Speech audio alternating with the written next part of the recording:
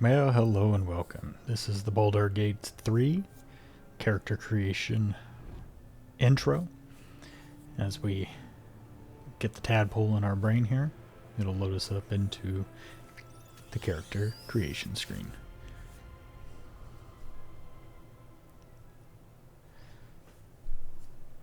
So go ahead and accept those tutorials there on the first go. And oh boy, do we have quite a while ahead of us. We have origin stories between vampires and demon slayers and wizards and the Dark Urge himself. There's quite a few origin stories we can do, or you can create your own custom one, which we'll get to here in just a moment.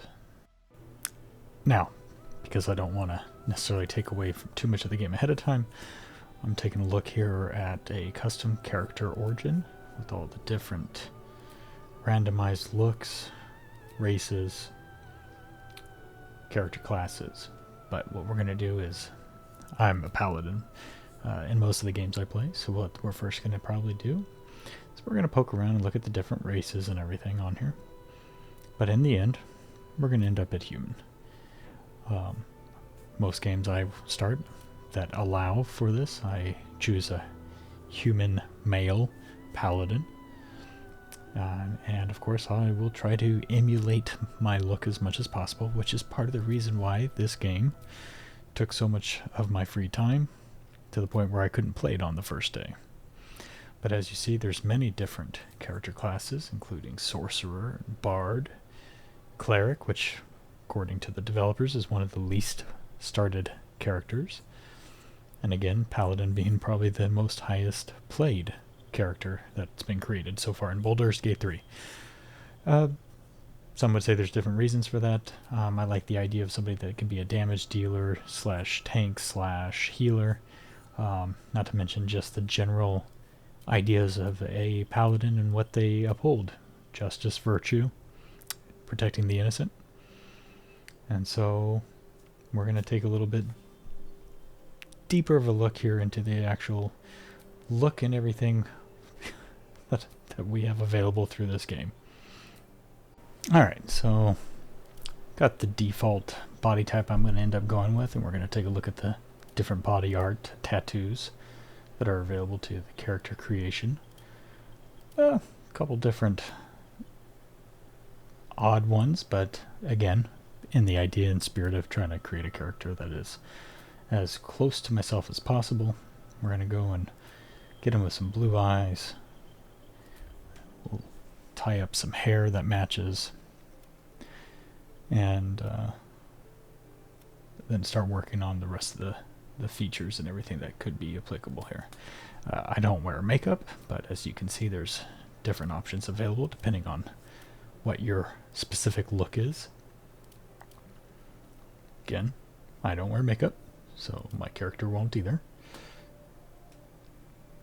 The lip color options can get interesting, but without making any drastic changes to the default, I think that's probably the most natural. But as you can see here, as we go and change some of the glossiness and the metallic look, you can really spruce up that look a little bit, but we're going with natural.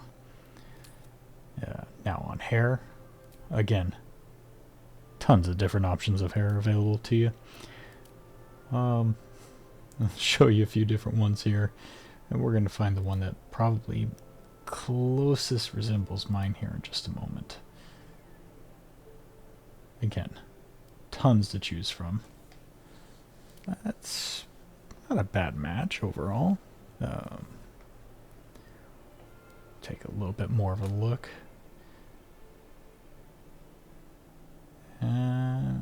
Yeah, that might be it. Just double check here.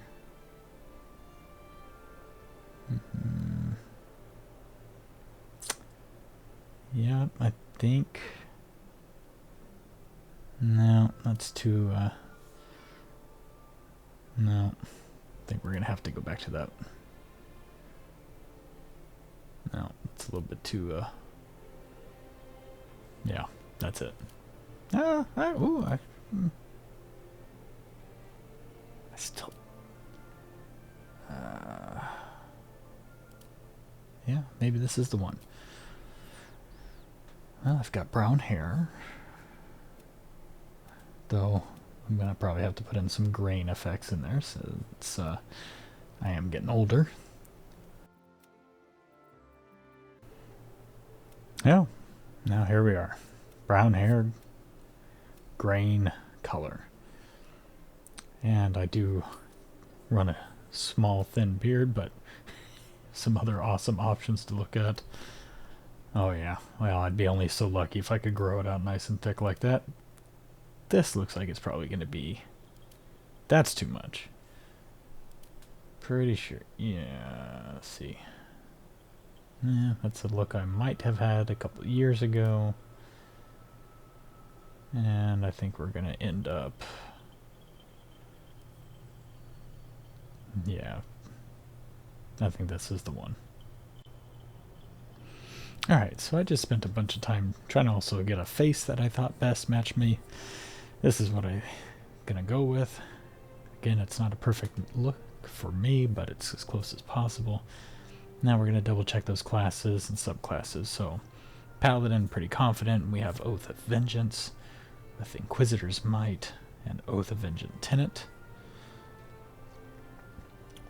We also have the Oath of Devotion and Oath of the Ancients. Now, during the pre-order period of time and everything where you could play, I did do Oath of the Ancients.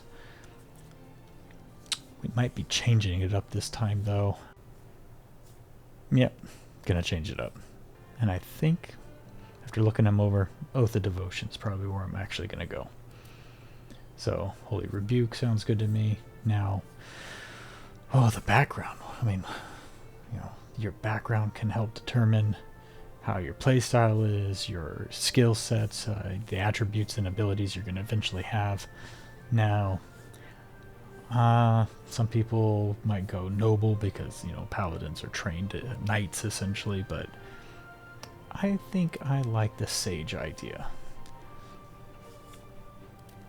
Curious, well read, searching for knowledge.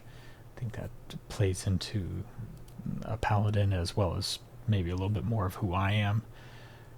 But after taking a look at a few of these here. Alright, sage it is. Now abilities. So, obviously for skill checks and attack rolls and your health, all these different things can play into it.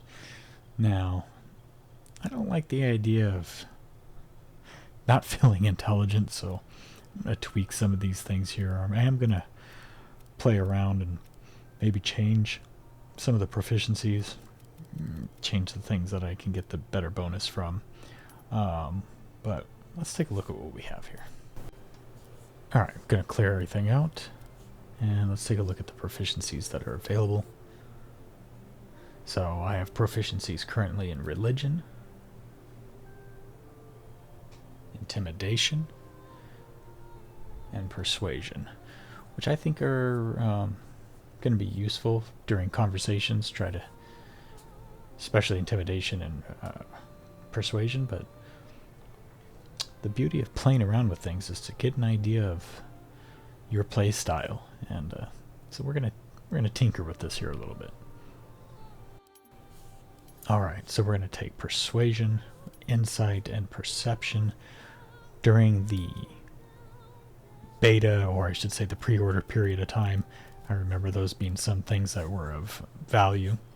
We're going to fill in my skill points here. Again, we're going to still leverage Strength and Constitution. I am a Paladin, but I want to be able to also have some chance at winning some of these other rolls as well that could come up, some of these other checks that could come along during my play, while still obviously having the bonus points attributed to the categories that matter the most for me. So I know Charisma is important. Again, Paladin. But we're going to play into... God, a feeling when it's all said and done, I'm going to do a +2 here on strength. Let's see. What do I feel? So it's strength. Yeah, I think so. Yeah. Again, this plays into the paladin style of strength and constitution being the primary stats, but want to be slightly well-rounded, and I'm going to attribute that to the time I spent learning and playing, reading books as my character. I feel better about that. I don't need 12 in intelligence. Okay, and we'll give him my standard paladin starting a game name. Now that was just my character. And here we are with a guardian. Now, same general idea on the structure of creating the character's image. You pick your race, you choose its body type, hair, eyes, makeup, tattoos, whatever it may be. So we're not going to go through this whole process, but let's cut to where I end up. Alright, I said I was going to wait till we got to the final build here, but because you can put facial hair, I just have to look at this. It's just, no, that's definitely a no. So this is the idea. If my wife was a character, she'd be a long-lived, half-elven, half-human guardian for me. And play around with the eyes, the makeup. I think this is kind of where we're going to go with it. Alright, now after a cutscene, after creating your character and your guardian, here's your first real intro into the game as the person you've created. Here I am waking up from my tadpole infestation in the head, and this enemy vessel being attacked, and here we go. My head. Literally couldn't have said it more clearly. My head, the amount of time and effort to create a character means I have now lost all my time for the night. I'm going to save the game and call it quits here. So just again, an idea of the amount of effort and time putting into creating a character. Stay tuned for my next Baldur Gate 3 video, and have an amazing night.